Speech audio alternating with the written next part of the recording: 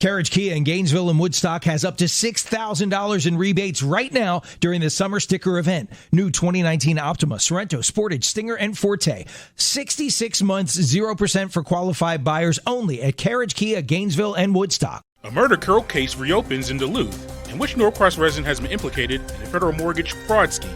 I'll let you know coming up on the Sunday edition of the Gwinnett Daily Post podcast.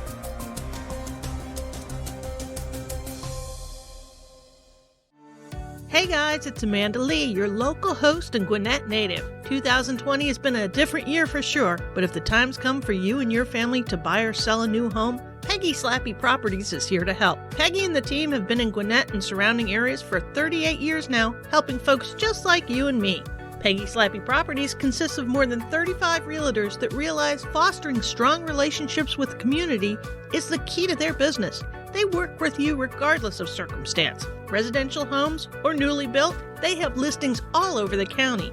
In today's climate, you hear a lot of noise from others on how they can help you. The difference at Peggy Slappy Properties, they're buying and selling for neighbors, family, and friends. Don't you believe you'll get the most value from a team that knows the lay of the land? Visit Peggy Slappy Properties online at psponline.com or give them a call at 770-271-5555. Peggy Slappy Properties delivers the very best in Gwinnett and Georgia real estate because you deserve no less.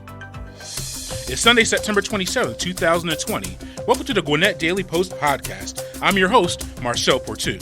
Before we go to headlines, here's a quick look at today in history. On this day in 1779, the Continental Congress appoints John Adams to travel to France to negotiate treaties of peace and commence with Great Britain during the Revolutionary War. Henry Ford's first Ford Model T automobile leaves the Paquette plant in Detroit, Michigan in 1908. In 1912, W.C. Handy published Memphis Blues, considered the first blues song. And in 1962, Rachel Carson's Silent Spring was published and became one of the most influential books in the modern environmental movements.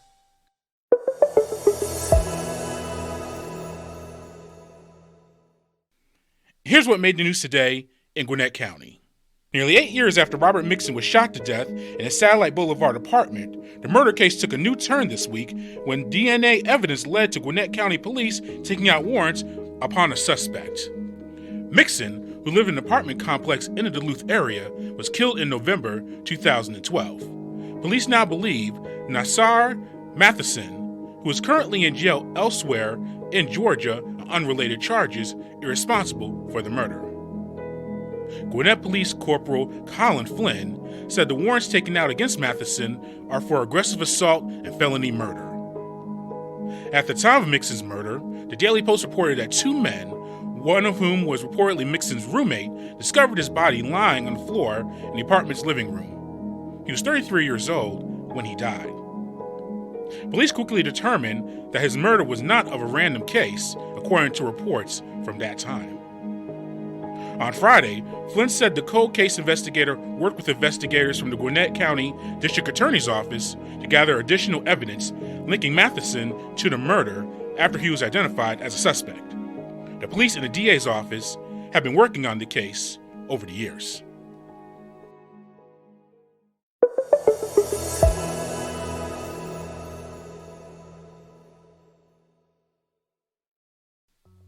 A Norcross woman is one of 12 people who have been charged by federal law enforcement for their involvement in mortgage fraud scheme.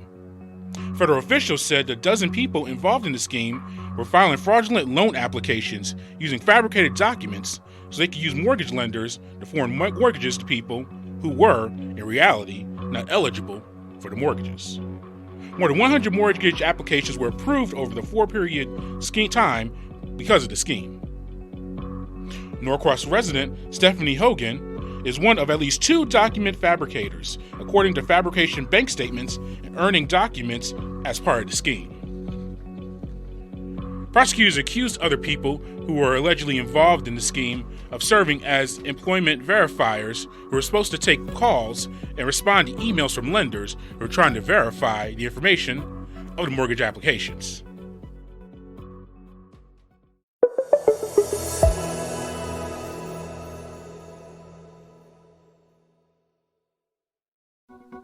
Gwinnett County Solicitor General Brian Whiteside and the Georgia Retail Association are teaming up to encourage Georgians to follow face mask policies in retail establishments around Gwinnett County and across the state. White and the Georgia Retail Association Executive Director, Thomas Busey, created a joint public service announcement urging compliance with face mask policies. Whiteside's office said it supports businesses who choose to require customers wear a face mask and follow other guidelines in the store.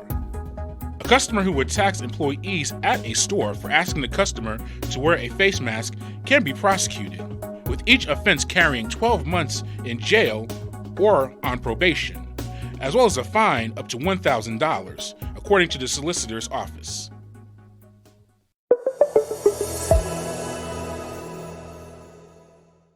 How can residents hear from the candidates from the District 1 Commissioner of Gwinnett County Board of Commissioners and who won the Brookwood Mill Creek battle on the gridiron? Coming up, I'll tell you on the Gwinnett Daily Podcast. Stay with me.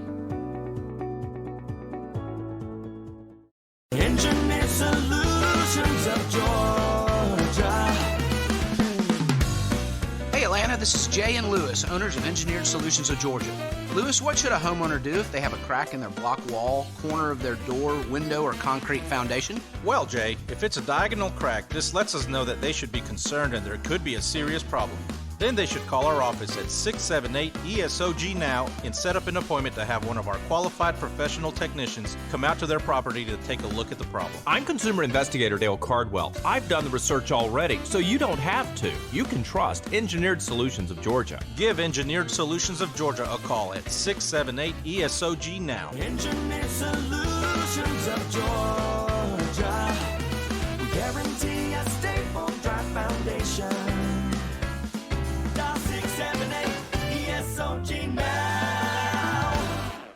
Residents in Gwinnett County Board of Commissioners District 1 will get a chance to hear from the candidates vying to be the district commissioner later this month. The Gwinnett Place and Sugarloaf Community Improvement Districts announced that they will hold a Commission District 1 Candidates Forum from 6 through 8 p.m. on September 30th. Democratic candidate Kirkland Carden and Republican candidate Lori McLean are scheduled to perform in the forum. Due to the limit on large gatherings because of the COVID-19 pandemic, voters will be able to watch the forum live on the Gwinnett Place CID's Facebook page. A maximum of 40 people will be allowed to watch the forum in person, but they must register prior to the events.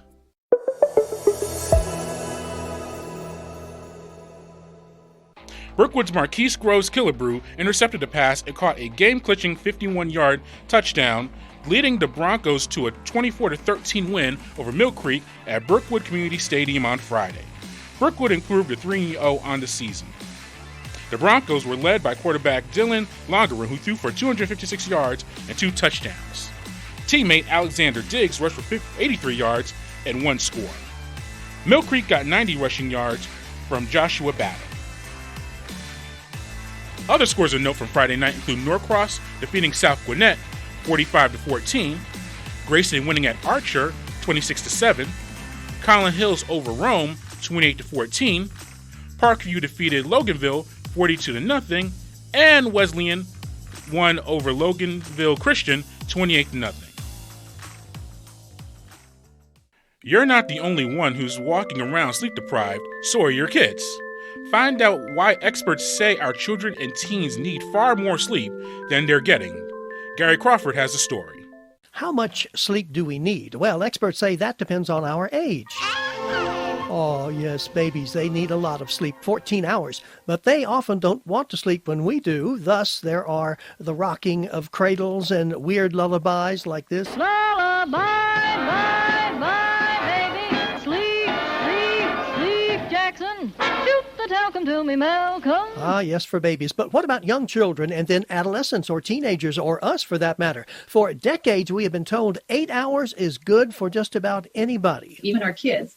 It is so not. It is so different for kids. Susan Harris is a nurse and sleep expert with University of Nebraska Extension. She spent much of her career studying sleep, educating and advising people about it. And she says many parents are not clued in to how much sleep their kids really need. There was one study that showed that 70% of parents thought that their kids were getting enough sleep, when actually only 25% of them were actually getting enough sleep. Which would be for younger children at least 8.5 hours or so. But Harris says many kids are not getting anywhere near enough sleep each night. Based on some data of over 750,000 children, kids today sleep 2 hours less than they did 100 years ago. 2 hours. But, of course, 100 years ago, no TV, no smartphones, no computers to keep kids up late.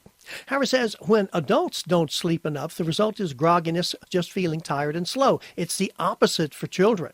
They are bouncing off the walls, and it's very similar to ADHD symptoms and signs. So a lot of times, these children are taken to the doctor. The doctor is told what kinds of symptoms there are, and they are given drugs, Ritalin, Adderall, and these drugs are the kinds of drugs that keep even adults awake at night. So it's a dangerous situation, and it's misdiagnosed many times. It's been estimated up to 50% of diagnoses are misdiagnoses. But beyond that, studies show for young children, sleep is needed for the learning process. There's this process called consolidation that takes what you learn during the day and it cements it into your brain with sleep. And without that sleep, much of it just flies away, never to be remembered again. Now, on to teenagers. You would think if children need at least 8 hours, teens could do with less. Harris says that is completely wrong. They should have 9 to 10 hours of sleep per night. With less than 9 hours, their mental and physical performance is impaired. So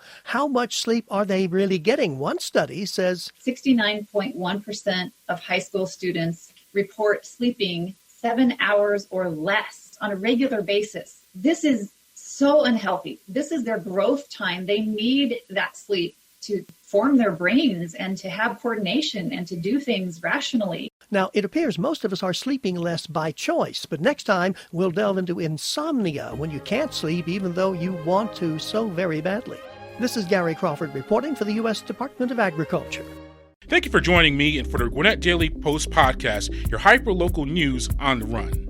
Grab a copy of today's paper and visit GwinnettDailyPost.com for complete details on the stories we've discussed, plus more stories that affect you and the residents of Gwinnett County. Subscribe and share this podcast to get all of the latest updates. And if you have a comment or question, we'd love to hear it.